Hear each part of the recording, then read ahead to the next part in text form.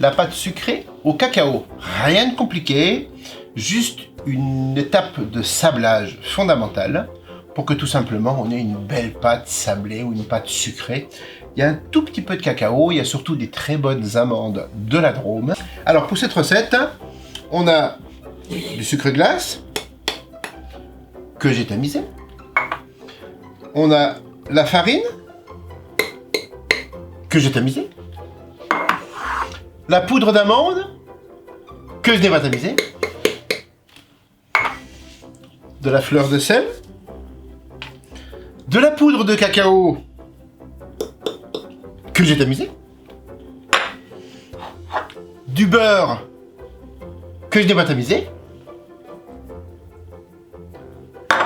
Il nous reste notre œuf. On va tout simplement, le beurre est bien froid, on va le sabler avec tout le reste des ingrédients. Dès que la pâte va commencer à s'agglomérer légèrement, eh bien on va ajouter l'œuf qui va lier cette pâte. On va pas trop la phraser pour ne pas lui donner d'élasticité. C'est ce qui nous permettrait de voir la pâte rétrécir dans le moule. Du genre, j'étale une tarte de 6 personnes et sortie du four, j'ai une tarte de 4 personnes. Donc, phraser, ça veut dire travailler à la main. Quand on phrase, c'est qu'on pétrit la pâte, eh bien c'est le moins possible. On va le faire au batteur à l'aide de la feuille et vous allez voir, ça va très vite. D'autant que là, le beurre est froid, mais pas trop. Donc on va faire ce qu'on appelle un sablage.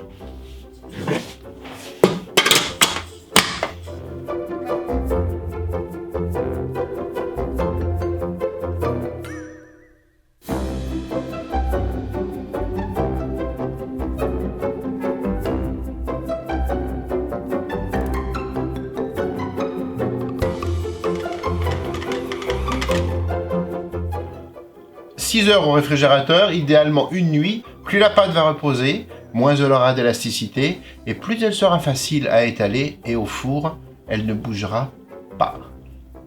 Et bien voilà.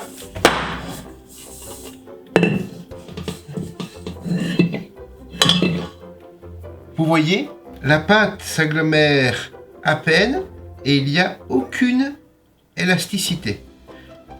Donc, c'est surtout pas le moment de lui en donner. Vous ne travaillez pas avec la paume des mains qui est chaude et qui donne du corps aux pâtes. Quand on dit donner du corps, c'est donner de l'élasticité.